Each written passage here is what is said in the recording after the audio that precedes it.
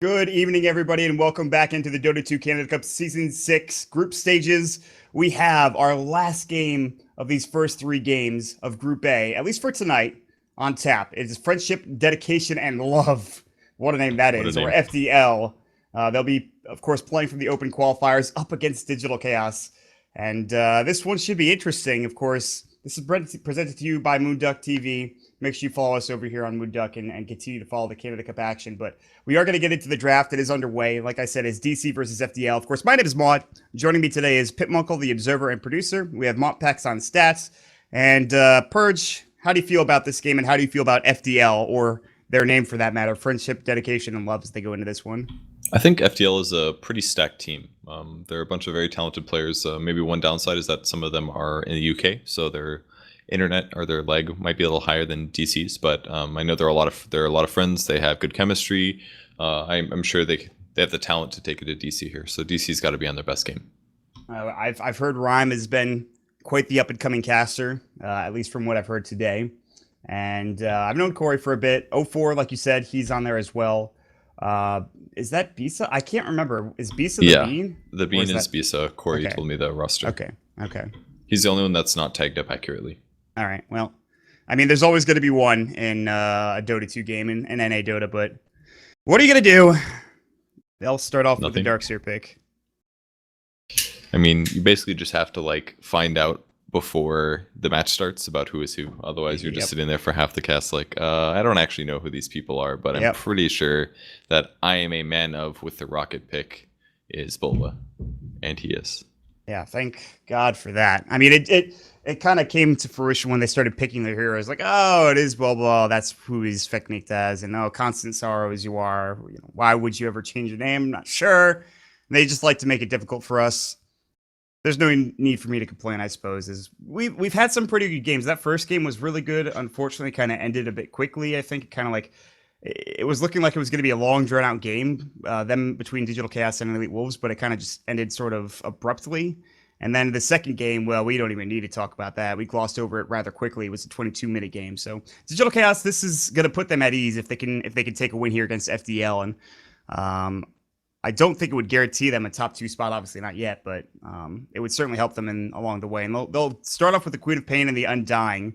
They had 1437 play the Undying in the last game, and he did pretty well with it, but pretty good pick so far. No Doom, obviously. They banned that out for themselves. Yeah, there's a Tusk in the pool, though, so that could be the hero that FDL picks up.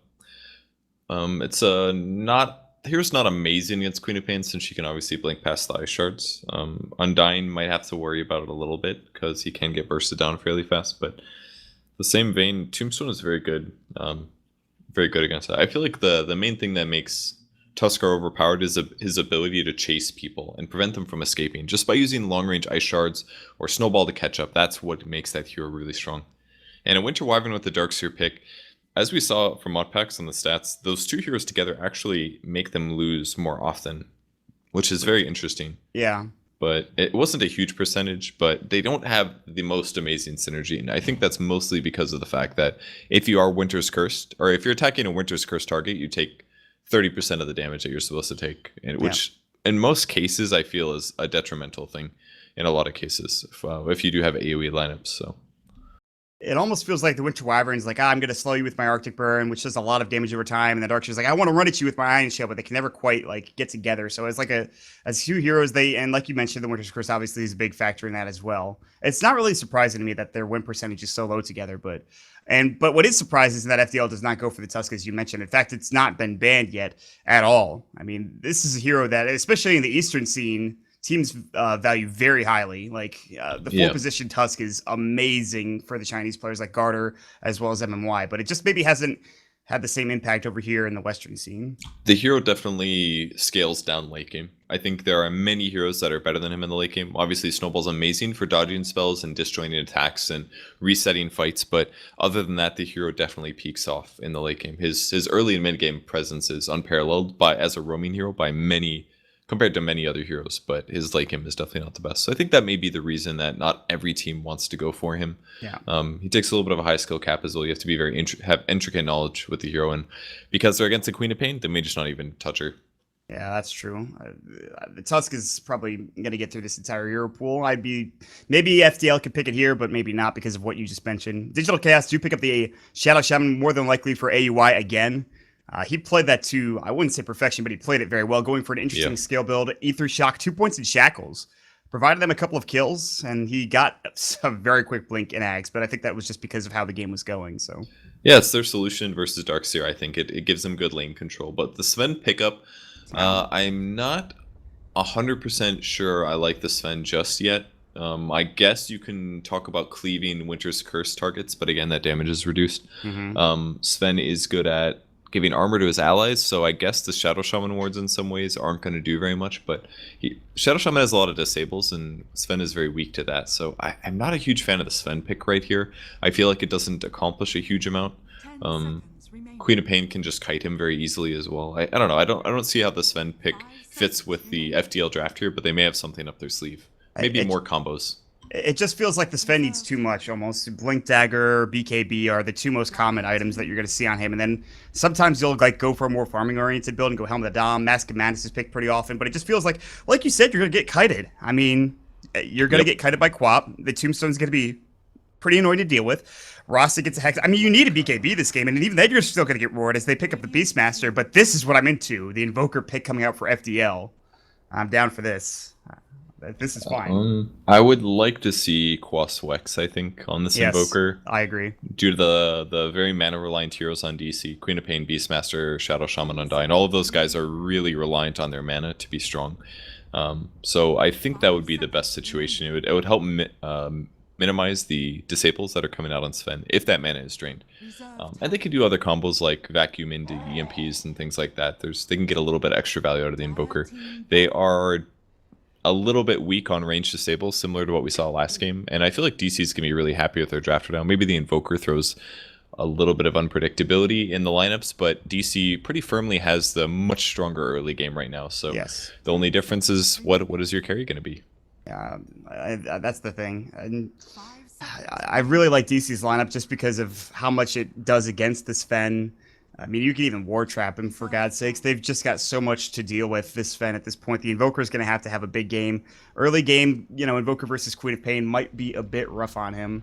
We'll have to see how that does turn out. The last couple of picks coming in. And I mean, is there any chance this Sven is picked as a support and they pick a carry here, or is it just going to be a carry If they Sven? did, they messed up, because support Sven is frankly not good at all. There's so many other heroes that you could grab that would accomplish similar things. A stun, and I guess he gives armor to your allies, but it's so mediocre. His ultimate is essentially wasted if he's playing support until you get an Ags or something like that. So don't support Sven, it's bad.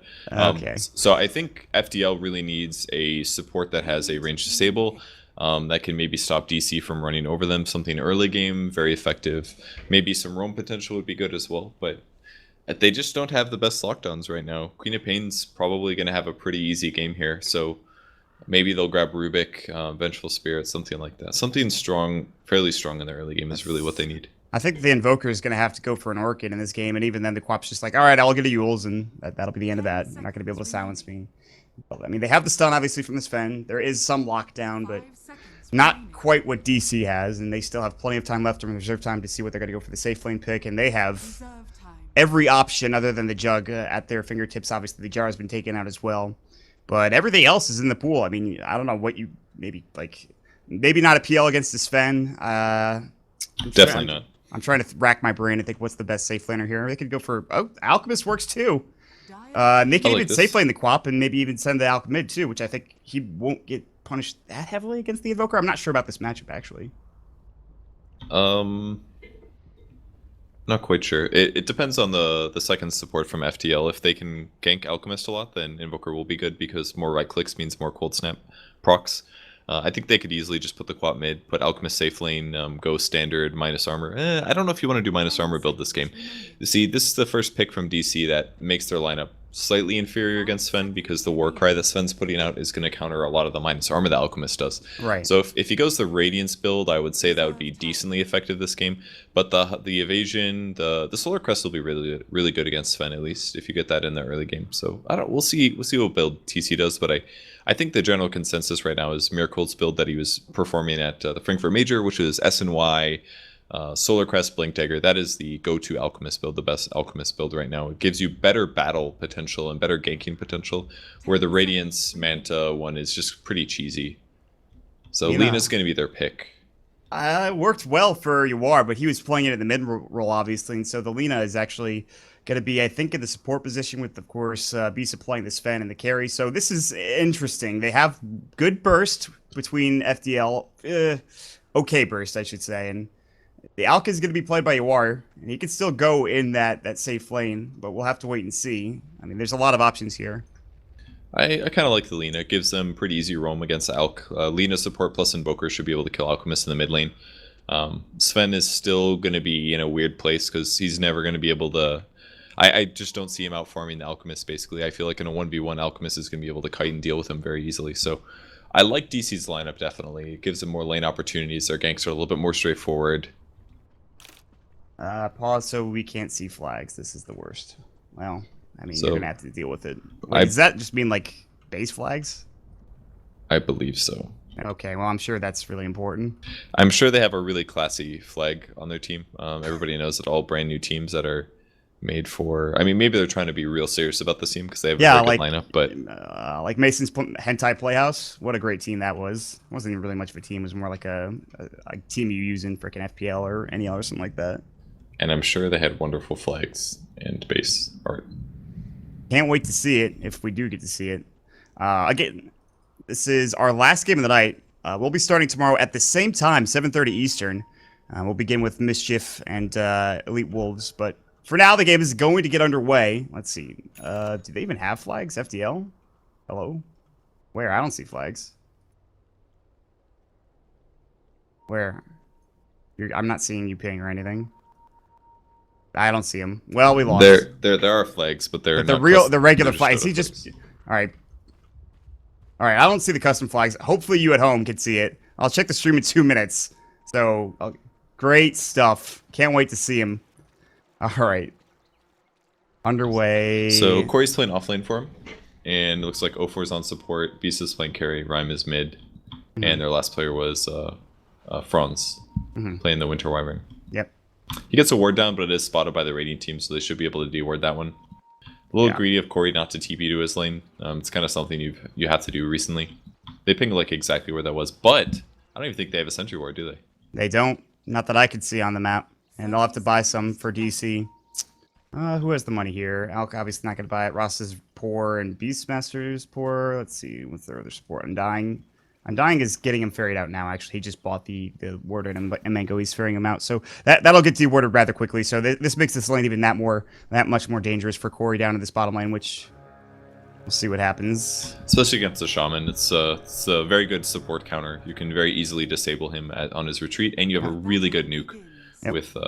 what's it called? Aethershock, 140 magic damage with 1 skill point. It's one of the best damage to mana ratio spells in the game. I mean, we saw how good AUI was in that last matchup against him and Ix. Mike didn't really even stand a chance. He didn't even get ganked that much. He just got harassed out by Aethershock, and that'll be exactly what AUI goes for again. So Shadow Strike will be coming from TC more than likely, just to zone him out with the help of the Aethershock. Arctic Burn could come in from this mid lane from Franz, but it looks like 1437 will zone him out. Just say, no, get away, I'll decay you. Just get out of here. Let me take some free strength, and that'll be the case. Rhyme versus Yawar. What a matchup this should be. There's a lot of good items on Alchemist. I like his early purchase here. He didn't say, fast bottle. Instead, he goes Boots and Quelling Blade. And this just looks so much more strong in terms of him getting last hits. It's not as reliant on Acid Spray, but it's just reliant on him getting good last hits in. Yep. I really like this build. It's cool. I agree. We'll see how you shouldn't get denied by an Invoker, though. Like, that is unacceptable. The null tally plus, he's got 53 damage for Rhyme, and that's something that, I think he already has more base damage, not to mention the Quelling Blade, but he's doing okay now. The Acid Sprays come out, and this is going to get more and more tough for Invoker. Luckily, he'll have the Quas regen, but still, the Acid Spray is going to do so much work, and he's going to have to be careful. So it should be Quas Wex more than likely. Already, Yawar is walking up and just trying to get a bit greedy here. Top lane, you have Bisa just doing some standard last hitting. They've zoned out Corey effectively. He's pretty much burned through a lot of his regen. Boar's going to go. Franz going to get caught out a little bit, but they're not going to chase this. 04's nearby. And, all right. That's good for them. The wave's going to push now. As long as they interrupt the side pull, they're in a good place. And it's Dark Trolls. These do piercing damage, so it's going to kill the creeps really rapidly. With these creeps dying, this is going to be a guaranteed at least level 3 for Beastmaster. And that's part of the reason that, well, 1437 is sitting down here in case these creeps die for experience. But if he leaves now, this is great for Bulba. He's going to get a ton of levels out of this. Yep, look at where the creep wave is, and he's just going to sit and last hit under tower, or try to at the very least. And 1437 can roam, we can throw a couple of decays. Rhyme's already having a tough time, although he is actually leading in CS. Oh, he might be able to snipe this courier. If he Courier's sees the courier, that's a dead courier. He's going for it for sure. There's He's no got way. the haste rune. Oh my god, I didn't even notice that. This courier's going to fall with one right click. That's it right there. Hit the courier. Boom. One more. He got it. He's pretty low too. He actually is going to take a lot of tower hits. He doesn't have a Southhold Tango up. They were trying to cut off the path of retreat, but Corey was nowhere near. Corey's not even level 2 yet. Like, this is such a problem already for FDL. They lose their courier, no level 2, whereas Bulba is level 3, almost 4 on this off lane. God, this is not going good for FDL at this point. Yeah, the Shadow Shaman is just so good at zoning Darkseer, and with the Beastmaster Boar and the Undying up there, they were able to mess up the wave, and that just gives Bulba so much in terms of experience. So, early game being won by DC. You are close to death. Does take a lot of harass, but he does have his bottle now, so he's okay. It was a good try from Rhyme. He did actually wanted the creeps to hit Bulba, or rather, excuse me, Yawar, but I was not able to do so. So he didn't get the extra bit of damage in. Yawar will make his way out of there just fine. Corey is still looking for level 2. I feel like if FDL lose this game handedly, it's going to be a part of the reason why is because they just can't get any experience of farm for Corey in this bottom lane. Yeah, his AOI's lane control has been really good, but this is something that he's been doing even since Cloud9. They were one of the first teams that really focused on having one hero zone the off lane and one hero pull a lot and get a lot of experience. So AOI's tri-lane ability is amazing compared to a lot of supports. He's not even tri-laning. He's pulling and harassing at the same time, but it also helps that TC has a point in Shadow Strike and 2 points in Scream, so it's hard for Corey to walk up in this lane without him dying almost instantly. He's finally going to get level 2 here once this melee creep dies, and he actually has to back now. He doesn't even have an Iron Shell. He has a Mango if he really wants to use it, but God, I don't think any components of the. No, he did not have his Soul Ring on the courier, luckily enough for it, but he doesn't even have any of the components except for the Soul Ring, or rather the Sage's Mask. Bronze will take up the Illusion Rune, and that does mean that Yawar gets another bounty in that bottom rune spot. He's up to, what does he have coming out? I think Treads. So yeah, Yawar going for the Tread build instead of just trying to get to that Radiance early on, which I'm totally fine with. Allow him to do some extra damage with his right clicks and stay a bit tankier. He doesn't even have that many last hits. He's just gotten like a couple bounty runes, and he's super far ahead as a result. I really like the Treads though. It's very smart. Alchemist has a horrible stat gain, so this just gives him really generic survivability in the early game and decent damage too. Snap, Arctic Burn. Simple Concoction's going to get popped up. There's the Tornado. The EMP's going to come out. He's got to throw it. He will. EMP will do some damage, but not enough. Rhyme could try to turn this, but look how tanky he is with the Treads now just getting there. Treads might have just saved his life. Yeah, that's a little bit of HP, man. About 100. That's all you need, and it makes your bottle charges more efficient as well, so... Maybe could have waited for a stun to go down to like half a second or something. He might have gotten that kill. I feel like a lot of alchemists make that mistake. Like you really need to let the unstable concoction go down to the last second or so, because otherwise it's only stunning for half the duration. It's about a 1 second stun and about 75 physical damage. If you go for the full thing and you commit really hard, then you're talking about some big damage and more stun. Yep. I like the fact that he gets the point early, not going for the greedier build of getting just max Greevil's Greed. Top lane. There's a couple of decay stacks up for 1437. 2 of them, in fact, he got a double decay, and they're trying to maybe push into this tower. They have the boar. Tombstone's at the ready as well, but it's only level 1. Almost level 3 for 1437, so he'll have that level 2 Tombstone. So top lane, you've got to be careful. TC bottom lane getting free farm. No one to contend him as, guess what? Corey's in the jungle now, and I don't blame him after what a start he's had, so... EMP, Tornado, off the mark. Yawar is going to walk out and ping issues. Rhyme, of course, playing from England, I believe. Yeah, I think so as well. Good for Alchemist. He's going to shift to the bot rune, see if he can get a bounty. If he does, he's going to be super happy. Oh, it's going to be up soon. 5 times gold, man. Rune Watch, 6 minutes. It's a bounty. Oh, that my son of a God. bitch. He's going to be so happy right now. He's, like, rich without even getting that many last hits. 300 gold for a 50% chance. Here we go. Rhyme's going to come in. He doesn't have the Tornado. We'll look for a Cold Snap. He's going to find it on Bulba. He hits him once. They'll kill the Tombstone. Not the best gank in the world, but what are you going to do? Bottom tower is going to get blown up as TC and AUR are nearby, and they're going to take the last hit. TC will grab it. Yes, that was closer than it should have been, but he'll get it done nonetheless. Yeah, the only way that that gank was going to work is if he threw the tornado and helped slow down Bulba's escape, basically, so that the cold snap and his allies' right clicks could come out there. He gets the chemical rage off, the cold snap will go. Do they have enough damage here? He's actually, oh, he doesn't have mana for the tornado. Now he does. If he throws it, it's not going to do enough. He's using all of his mana when essentially this Alk's just going to regen back up and says, I'll trade my mana for HP, and he's going to turn on this. Unstable Concoction's going to go, and Rhyme, oh, there comes the medallion, and Rhyme in trouble, going to get chased down, but with the phase, he's a bit quicker than the Alk, so he will survive, and just a little bit of trade harassment back to back rather. Rhyme is CSing very well, though. Quasflex Invoker doesn't have very good base damage, but with the fast phase, he's able to get a lot of CS. He's doing a good job there. But Alchemist is in a great place. He's got the medallion that's going to stop a lot of the damage coming out of FDL in the early game. They don't have a heavily magic nuking hero. There's a lot of right clicks going into whatever they're doing to kill Alchemist. So as long as he pops his ult and doesn't use his medallion offensively, with his treads on top of that, he's actually very difficult to kill. Yeah.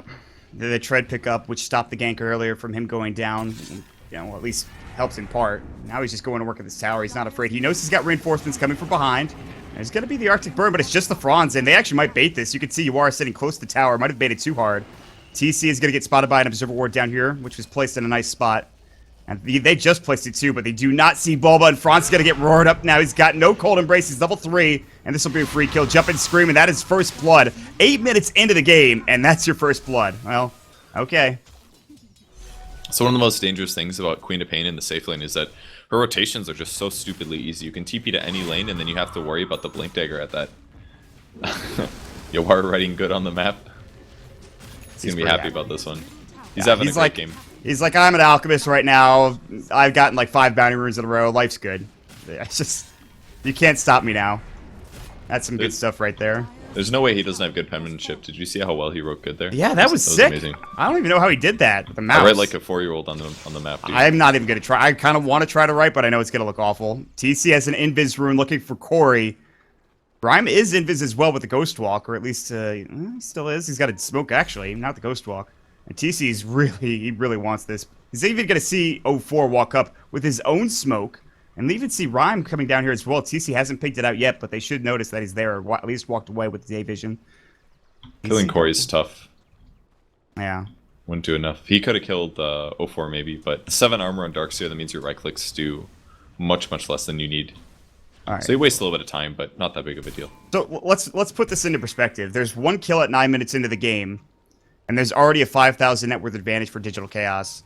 Now, does that come mostly from the Alchemist? Does it come from the Tier 1 tower bottom, or is it a combination of a couple of factors? I mean, it's TC as well. TC is about 1,000 gold ahead of where the Sven is, and Alchemist is like, what, 2,500 gold ahead of that? It's a lot of that is Alchemist. I would say if Alchemist was a normal hero that doesn't get this huge stairway of gold, then they would be sitting more at like a 2 or 3k advantage. He is dead. Roar comes out, the Warcry, Sonic Wave will do most of the damage, and there's a nice try from 04, but he's going to get chased down as well. It looks like they maybe needed a K. No, the salve comes out. Rhyme's here. EMP Tornado gets placed perfectly. Can they do this? Good LSA, but they get the Serpent Wards on the deck. TC will fall. Good trade so far. Can they get 1437? He's going to TP out. The LSA is not there in time, and he will make it away. They still want more, though. Franz doesn't have Arctic Burn. Can they chase this any further? I don't know. And coming in is Alchemist, and he's got that Solar Crest up at the ready. And Bulba says, let's go back in. AUI in trouble. They missed the vacuum. It's time to back. Rhyme with Tornado up in 3. Maybe they try to go for something now. Unstable. He's going to stun himself. The Chemical Rage was up, though, so the regen will continue to keep him safe. Rhyme thought about going further. He's kind of low in HP, but it turns into, I believe, a 1-for-1. But the gold that FDL get is a bit higher because, of course, of how far behind they actually are in this game.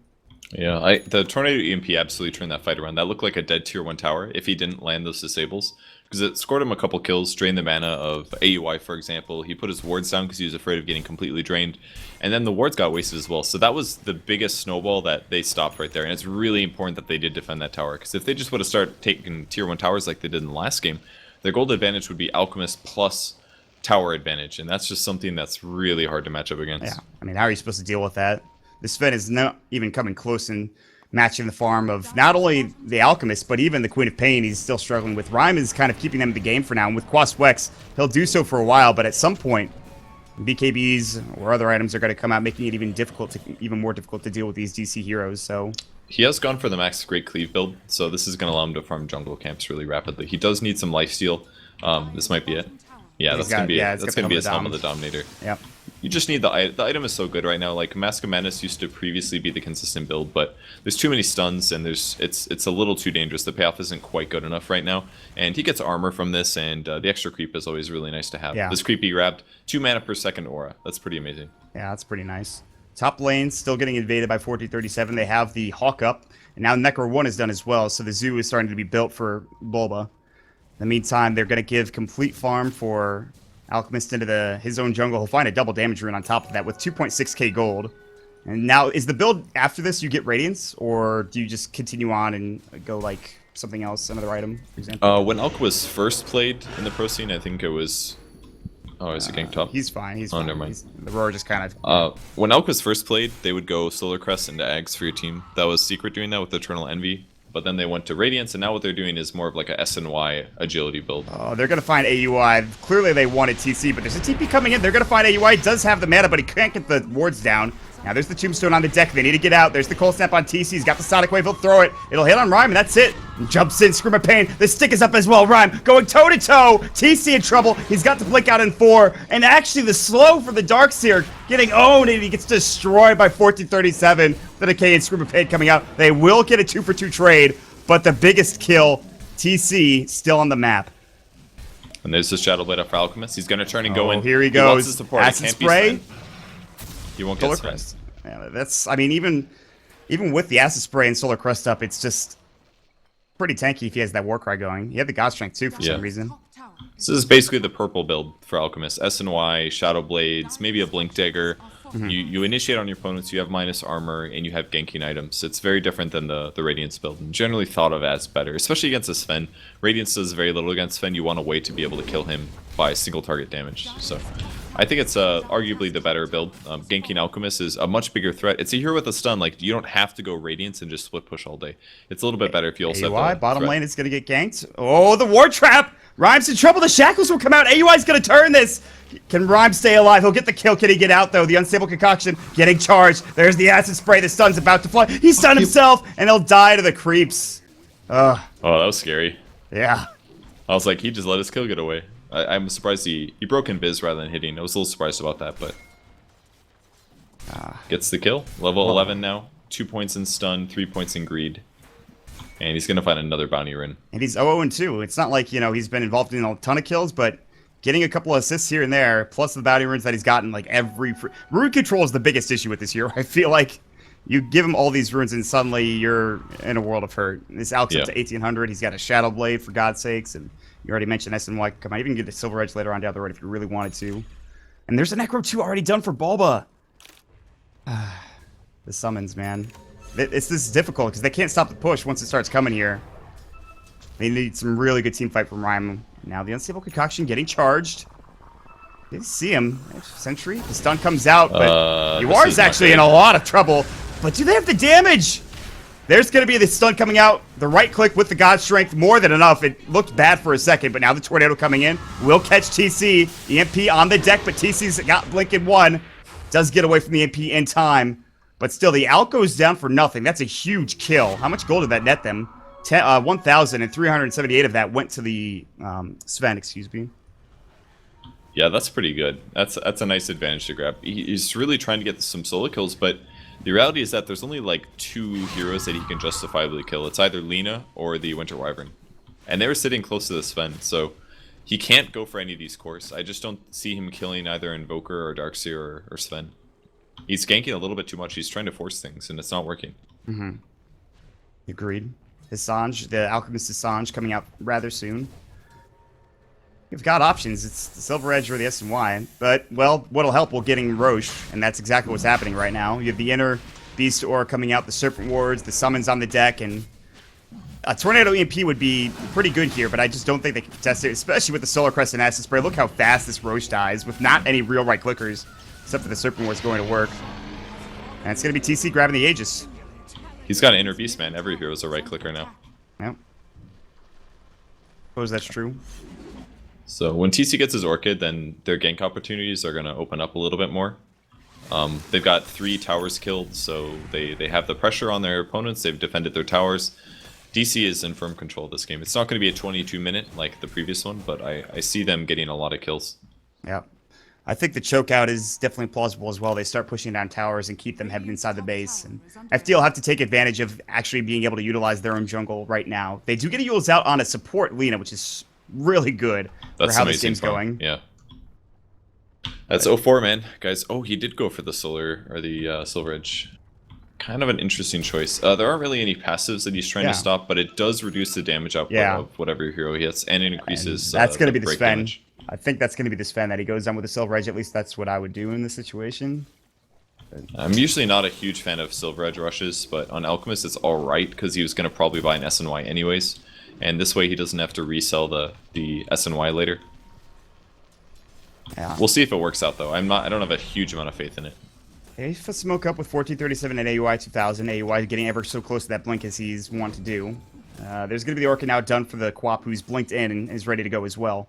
This is going to be the fight, and it looks like Corey knows that something's happening here. There's a couple of heroes sitting behind, or up towards the jungle for FDL Int.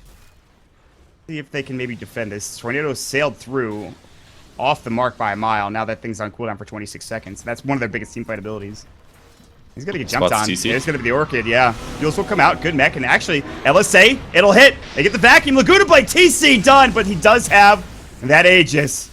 Now here comes the AP on top of everything. The Serpent Wards will go through as well. TC gets out just in time. The Shackles come through. And now the Being in trouble. He'll fall. That's a Sven. Dead. Ether Shock Fraud's going to fall as well. Double kill for AUI. They're all being hemmed in here. TC looking for more. He's got the Scream up. Another unstable concoction will find Rhyme. Rhyme going to try to make his way out on the other side of things. The Yules comes in. And 0-4 will try to get his LSA off. He will. But he'll fall in the process. Now getting hurted into the base. Rhyme as well as Corey cannot stand and fight toe-to-toe. And that was a great kill on TC. But the Aegis makes it worth nothing. I think 0-4 played that fight amazing. He was anticipating the Quap initiation. He Yulesed immediately, did the damage on the Queen of Pain, and then when the fight was turning bad and he was with his allies, he ran left instead of with his team. And because of that, he drew 3 of DC's players after him to secure that kill, and they weren't able to catch the other 2. Whereas in the opposite circumstance, they might have grabbed 2, maybe 3 heroes. So that was really quick thinking by him. I think he played that fight correctly considering how far behind they are.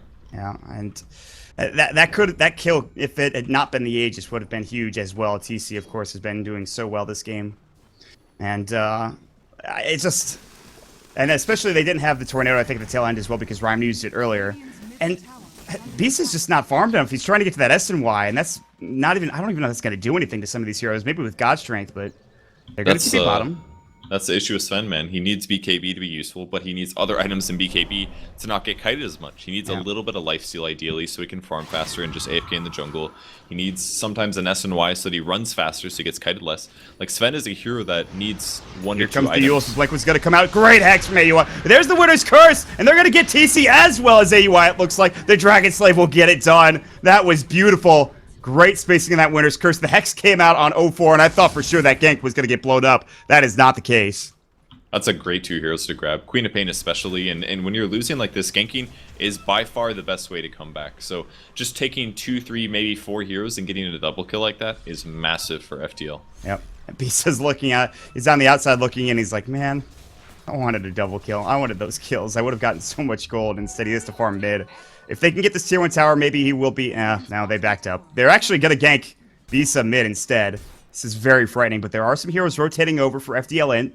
And they were ready to maybe help him out. The smoke is still going to be going up to the high ground here. 1437 will pop up a ward first and decide whether or not... Oh, Bisa in trouble. He's out too far. Warcry, the unstable concoction, is going to fly, and he is in some trouble. The Warcry helping him survive for now, but it just gets blown up too quickly. The stick charge not enough to keep him up and ready to go. And they even take the Ancients as well. Ooh, interesting item choice. He goes for a Maelstrom on Alchemist. Yep. I actually like the choice. I think this is a good solution towards this Sven. Sven has lots of ways to deal with physical damage, so he just goes for magical damage instead. Really cool. Unstable getting charged. 0-4 might be the one that's found. It's actually going to stun up. You are, but again, his Chemical Rage was up and ready, so he's regenning just fine. And the tier 2 will fall, and this is what I was talking about, getting choked out. Now with your top and mid tier 2 unavailable, you are in a bit of a dire situation when you're trying to farm your own enemy wood, or your own woods. So that's something that they have to be particularly careful about. The Silver Edge, of course, making it so you can just kind of roam around, get free kills that way. You have smokes coming through as well. So DC are going to be invading their jungle, and it's going to be tough for FDL to find actual decent farm now. It still comes down to ganks. Same thing as what they did before. Just get more double kills if possible. The hard part is that DC is like, okay, The only way they get back in this game is gank, so now we just 5-man. So then it turns into a game of Rat Dota that FDL probably doesn't really want to play. They don't have the best heroes for it. They don't have a highly mobile carry. Invoker is kind of the same place, so we'll see if they get some kills. Different wards will get placed down. Yules will come out. The silence is up to 0-4, and he can't afford to die. Winter's Curse will keep him alive for now. They need to get this LSA off, he will. On one, no, he misses the Laguna Blade, but it's on the out because regenning up fast. There's going to be the back wall. Good tornado. Knee peak coming down. Sonic Wave next pops up. Buyback for 0-4. Now they'll find a shackle. AUI finds Bisa. God's Strength is up, and he can't afford to die now. Now Franz gets orchided up as well. Corey in trouble. He'll fall. The Maelstrom proc's going to work, and that's the double kill for UR. Rhyme as well as 0-4 have to back away. The Bean. Bisa has to TP out. They do get the kill on AUI, but that is it. That was a great start to the fight, too, coming after FDL in, but there's just too much now. They might even continue and go for a re-goose. Ryan might be in trouble here. TC's going to get Blink in, I think, here and go for the Orchid. Tornado first. He'll try to make his way out. The Blink can still go. The Unstable Concoction getting charged. Jump in. Unstable will hit. Rhyme in trouble. Cold Snap goes in. Rhyme about to fall. He will to the creeps in 0-4. Gonna fall to the Orchid and right click of TC. They stay too long and they lose 4, if not 5 heroes. Actually, they lost 5 heroes with buyback. A dieback, in fact, coming up from the Lina. So Necronomicon on the ground. Bulba's gonna be like, oops. I need that. He's just drop it randomly. I don't know why he dropped it. Very confusing for sure, but DM. Nah, probably not. But they just engaged very well there on DC, and they weaved in and out just like they needed to. Alchemist took a lot of damage, but I think they just weren't expecting all of DC to be there because the Lina went very aggressive at the start. She was looking to initiate. AUI blinked forward to drop wards. Neither team really expected the others to be there. So that's not a fight that you want to do if you're behind. You have to know exactly how many heroes there are, and you have to blow somebody up right at the start. yeah, they're losing the vision battle as well at this point now. Lots of wards getting placed around the enemy bottom lane. FDL, they've also been orchiding the Lina almost every time in every situation. Yeah. You could argue the Darkseer might be a viable candidate as well, but if you orchid that Lina, the majority of that damage is just gone. And she also tried going for the Alk 2 with the Laguna Blade, and he was already regenning up with Chemical Rage at that point. It's so difficult to deal with if you can't get him locked down before he pops his Chemical Rage. And War pretty much has it on all the time at this point. That was just a positioning error, really. Like, he knew he was in a lot of trouble. The Serpent Wards got placed behind him, for God's sake. You know, there isn't a lot of retreating at that point. So he was just throwing his spells to try to do as much as he could before he died. And then he's forced to throw it on a target that's really not very useful. So that's just a circumstance that led into them not anticipating all of DC to be there. Well, they're going to head top. There's a nice Observer Ward placed here on the high ground for DC, so they've got some vision from the Uberkloop. And they know Rhyme and Corey are nearby. They'll have 1437 with an Invis rune. And there's no real detection coming out from any of these heroes, Rhyme and Corey in specific. I'll throw a sentry down. They will counter that Observer Ward on the high ground. Bisa is very close to Constant Sorry War. They'll actually, I don't think they see 1437, but he's nearby. He might walk into sentry range. He should know that it's there. Smoke. Oh, he's waiting for the smoke? Yeah. Or he's gonna he's just gonna drop his tombstone down, but here comes DC. They haven't blown up 1437 yet. Good Sonic Wave, not that much damage though. They will grab the first kill. That'll be on the Undying, but on the other side, Rhyme gets cleaned up with the Unstable Concoction. Now Bean trying to fight. LSA might go. They have the Laguna Blade. They get the kill with the wall as well. Wow, that's the burst damage that they were looking for. That's huge. And they want more, but they decide, I don't know if we should go back and fight TC. He's... Oh, 0-4 is dead. The Roar's going to come out. Turns into a 2-for-2 when it really should have been a 2-for-1. And the damage was finally there, basically. The Alchemist is at a point where he's very strong, but not invulnerable. Sven does a ton of single target damage. They Lina comboed as well with the Wall of Replica. A little bit of a TP out. But he grabbed an AC. It's very good against Sven in some ways, but his overall HP pool isn't enough to survive the burst when there's a lot of magic damage in combination. I mean, even with those 2 kills, it just feels like... I don't know. They need a lot of those fights. They need a lot of those fights where they can just blow up the Alchemist early. And he's got double the net worth, man. He's in a good place. I don't know, man. With God's Strength, with the amount of burst damage they have, this game is not over by any stretch for FDL. It's not, but their Invoker's not going to scale very well. Nice BKB from TC to avoid any further ganking. I'll just take you away. He can't afford being silenced there. He can't get solo killed by an enemy core. It's definitely worth it to lose a BKB charge for that one. There was almost a 20,000 net worth lead. It's dipped down to about 15,000 after that last engagement for FDL. Roche is going to be up at max duration, which is in about 40 seconds or so. And there is no real dire Observer Ward there, but they do have the Sunstrike. They notice that the Illusion's in there. They know it's going to be max Roche respawn time. Are they going to smoke for this is the question. They've got one on Franz. There's not that great a vision coming out from DC, except for this Ubercliff Ward over here at the bottom rune or bottom lane. So they have the opportunity to go for a smoke and maybe try to defend this Roche, but they're really, I think, maybe deciding not to. Yeah, I don't know if they can. DC can do it so much faster. Like, FTL would love to be able to delay it or something like that, but basically DC's window to take Roche is tiny. Like, they can just jump in and blow it up instantly because they've got AC, Acid Spray, they can drop wards, they've got the attack speed aura. FDL can't just sit around and wait for them to do it the whole time because they're losing a lot more resources like that. So it makes it easy for DC to sneak in, steal it, and hard for FDL to sit around and defend it. I mean, by the time that they get in position to smoke, if they do want to smoke and contest this, it's already going to be dead. So here we go. There's the Inner Beast, the Solar Crest, the Acid Spray, and the right click with the Maelstrom. This is going to happen very quickly. Yeah, the wards aren't actually hitting it. Yeah. But they have to get there quicker. This could delay things. It's going to be a little bit too late. It looks like they're coming all the way around from the backside. This is going to be Roche, taken by the Alk. Aegis is picked up. They will find 1437. They actually miss on the LSA. It's time to cut your losses and leave, and I think they've decided to do so.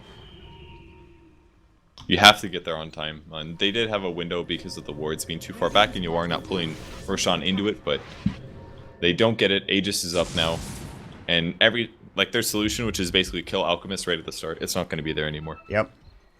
And now you're going to have DC pushing up high ground, forcing the issue. You can't sit back and farm if you're FDL Ent now. You have to... they're going to look for a Smoke of Deceit gank first and then try to push high ground. But when all else fails, throw the Serpent Wards down on the deck up at the high ground and then have your Alchemist go to work.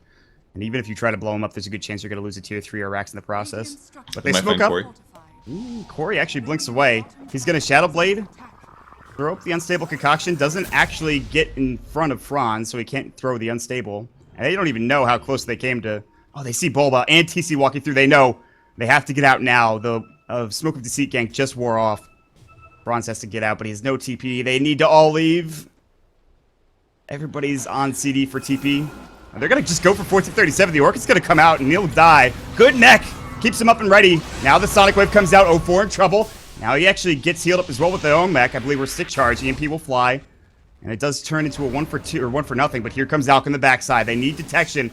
He's going to be the Acid Spray, Unstable Concoction getting charged. He'll get stunned up, and they'll kill the Lina immediately. Time to leave. Vacuum Wall will go through. Now the Warner's Curse. Is this it? Can they get the damage here? TC falls. 4 dead. Constant Sorrow. He's got that Aegis. UR needs to leave. He gets clipped by the Tornado. The Chemical Rage still going. There's going to be the Orchid. Corey blinks too far. They don't have vision for him anymore, but it's still a 4 for 1 fight at the end. What a combo. That Vacuum Wall was so good. It got like 4 heroes, and then they followed up with it, and then the fight just ended. That's basically it. Cleave, man. Cleave Vacuum. It's not just Darkseer Winter Wyvern, it's Darkseer Winter Wyvern and a Sven. Yeah, that's right. They stunned them all for like 5 seconds, and that was the only way DC lost that fight. Like I'm back at DreamHack Winter 20 whatever. The Fear Demon Cleave combo, but this time add 1. Franz gets the nice Winter's Curse off, and the one big target they couldn't take down, the Alchemist and his Aegis. They needed some detection. They're gonna try to just fight him. Yeah, he's gonna pop his Silver Edge. Still has that Aegis. Now he's on the hunt. Arctic Burn will come through. There's the Iron Shell on the ground. Constant Sorrow is gonna just go right on Corey. Unstable Concoction, gonna get thrown, and he's gonna get destroyed. Jeez, that's some damage, man. That's the danger that Alchemist presents, really. You can kill just about any hero, but despite that great teamfight win from FDL, they're going to catch up in net worth, but with that dead hero, 46 seconds left for him and no buyback. So DC should be able to push. Yeah, this is the biggest hero. The Blink Vacuum combo is not available. There's no wall for 14 anyways, and the Super Wards are going to have to be dealt with by Rhyme, I think, but look at UR. Just go to work. The Glyph's going to go, and I don't know if they can fight this. This might just be a free set of racks. Pop the War Cry. God's Strength has not been used yet. Aegis is still up and ready. The Tornado EMP will fly onto 2 LSA. Just trying to get some attack speed, clear out some of these tombstones and wards, and they'll find at least the tombstone, but now the Unstable Concoction 04 gets slap chopped down. TC now trying to get out of there as Beam goes in on him. The Shackle up on the Rhyme, in some trouble. No buybacks for any of these heroes. Rhyme's in some trouble as well. Look at the damage coming out the Decay. There's a Grey Winter's Curse. They get the Aegis, but still, it's a triple kill with the Sonic Wave. The Aegis is up now, and that is it. They'll try to buy back here. No God Strength. The Rax is gone. Great fight a little while ago, but it's just not going to be enough. They lose that Rax. They're going to go for the tier 3 top tower. Corey's back alive. They have the combo, but they don't have the God Strength. Jump in, Corey, back wall. There's the Orchid on the beam. He's in trouble, shackled up. Good cold embrace, but they have the roar. No, they don't have it. They have the beast up. They're doing some damage with the summons. There's going to be a stun on Yawar. He doesn't have his ult, or rather his Aegis. Fran's in trouble. No cold embrace for 4. He'll fall. They get corralled back into the base, back into the well, and now the Rax again in trouble. The tier 3 tower taking heavy heat, and it looks like it will fall.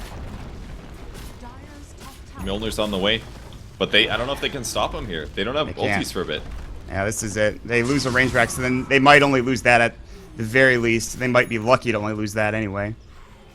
They'll have to deal with the Tombstone. 1437, and TC will TP away. And just losing that Darkseer, Corey, in that situation, devastating. Yeah, that was a very huge play. I don't know if they had their ultimates either way, but they definitely would have been less likely to go high ground if all the heroes were up. Huge fights there. And DC's way ahead once again. There's a blink. BOT's on Beastmaster. All the heroes are going to get their next items. Mjolnir's up on Alchemist now, so he attacks even faster. I'd like to see him grab just a general HP item, either a BKB or a heart. Something like that would be good. I imagine that'll be his next. Might see Boba die here. Uh-oh. Oh, the tornado got him. Wow. Nice solo kill for Rhyme, and he's going to be getting a Hex next as well, which is pretty critical, I think. Could be a Shiva's, but also Hex is good too. Oh, unstable probably a Hex, Hex, yeah. Constant Sorrow, you are will back away. That is a Lotus Orb now done. That's pretty good for against Unstable Concoction at the very least. And yeah. Hex and what have you. Fran's in trouble. Gonna get hexed up. No shackles used yet. Here comes Rhyme. There's gonna be the sun up. BKB for AUI 2000, which is curious, but where's they don't have Bisa. He's not here. God Strength coming, but it's a bit too late. AUI 2000 going to work. 04 still alive. How's nobody dead yet? AUI and 04 will be the first to fall. TC gonna get EMP, trying to blink out. Has the mana for it. Gets stunned up. 1-2 should do the job, and it will. And now Alka the backside going to Franz. Can they catch anybody? There's the Lotus Orb. They've got stun here in 4 seconds, but they're gonna go ahead and work on getting this Tombstone instead and deal with the Serpent Wards and just try to get some semblance of farm in that way. He wants to go back in. He's sitting. He can kill a lot of these heroes. It is the Shivas. Wow. Really? I mean, there's a lot of minus armor. It kind of guarantees him that if he gets initiated on, he's less likely to die. Before, if he got like roared +1, he dies instantly. But now he won't get solo killed by Alchemist, which is pretty important. The attack speed reduction isn't that big because Alchemist already has so much, but yeah, individually it's going to increase his survivability by a lot. It's probably his BKB. That was pretty funny. That was crazy. I was like, what? Yeah, that's just like, that's AUI's BKB. Okay. Oh, they see him.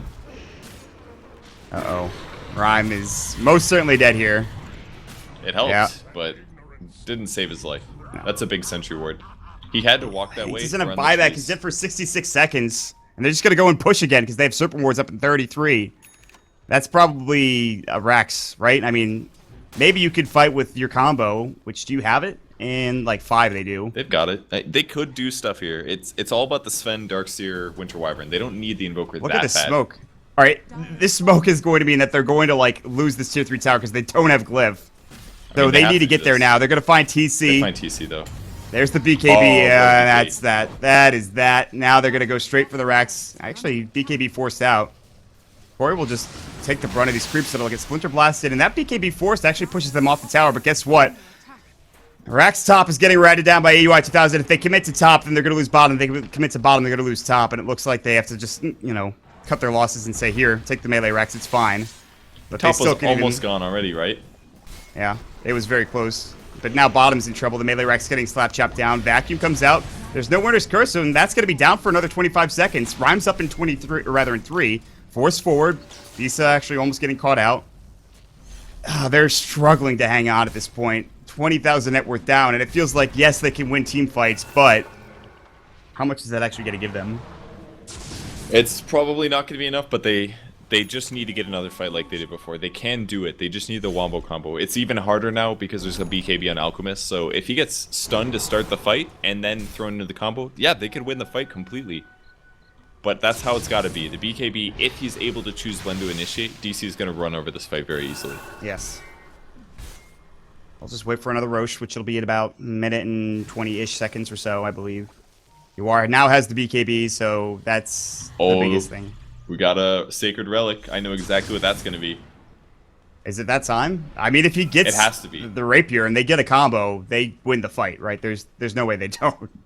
Rapier is good on Sven. It's not like the most amazing thing. In a lot of cases, a Daedalus might be better because your crit damage could be higher, and you don't benefit from God Strength with the Rapier. But I mean, God Strength doesn't buff it up a bit. I mean, it's going to be a lot of damage. We're looking at like he's going to be hitting for like 800 cleave, and the cleave will do like 500 damage. It'll be a lot, but he doesn't have it yet.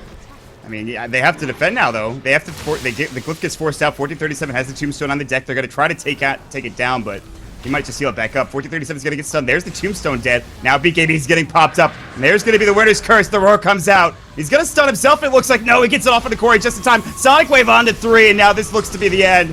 And there's going to be the Hex coming in, Shackles rather. Vacuum in, AUI in trouble, gets forced away, and UR is just going to work. He's just regenning up too much, and they don't have the damage at this point. They're all so low. 3 dead, and that's going to be game. It's just too much to overcome at this point. And DC will get the GG out of FDL. And DC's, this strat here was just really good. In all of their matchups, they just consistently won their games.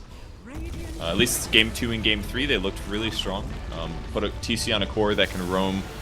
Yawar's got a good hero mid, and then the Shadow Shaman against the Darkseer. Like they know how to deal with Darkseer. Is basically what their strat looked like to me. And then they consistently grab Beastmaster to deal with cores that are hard to kill. Like DC played really well. I feel like they just look like a higher class team than just about everybody they played against tonight. Yeah, Elite Wolves getting a rare victory over DC, however, and that puts Elite Wolves up 1-0, and then, of course, 2-1 for DC to end the night. So, well played by them. You could argue that they were close enough to get that 3-0, but, well, almost only counts in horseshoes and hand grenades, I suppose. So, with that being said, we don't have a post-game show to bring you guys. So, any closing thoughts, Purge, before we head out of here?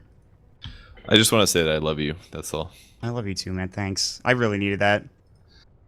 These past couple of days have been a bit stressful, but of course, big shout outs to Maut for joining us in stats, as he most often does. You can make sure you check him out at Maut for Purge. You guys know where to catch him, at Purge Gamers, on Twitter, I believe, and I think it's the same for your Twitch. I'm not 100% sure, though. I'm just going to assume that's right. I'm sure he's already pieced out. Either way. And then, of course, you can follow Pitmunkle, our producer and observer, at Pitmunkle. Guys, it's just the first night of Dota 2 Canada Cup here on moonducktv, but we need all the support that you guys can give. We'd love if you guys could give us a follow. Our Twitch sub button should be coming shortly. And, of course, any views that you could send our way would be fantastic. And, well, the next time you can catch us is tomorrow, December the 2nd at 7:30 Eastern. That's 1:30 CET and 16:30 PST.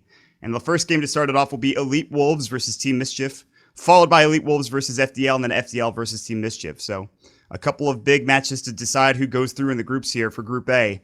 And then we'll continue with Group B on December the 3rd.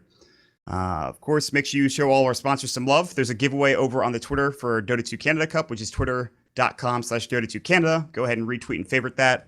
Again, make sure you follow Moonduck on Twitter at moonducktv, and here on Twitch, which is moonducktv. Obviously, you're watching. With that being said, guys, that'll be it for us this evening. We'll see you guys tomorrow. Have an excellent evening. Bye, everybody.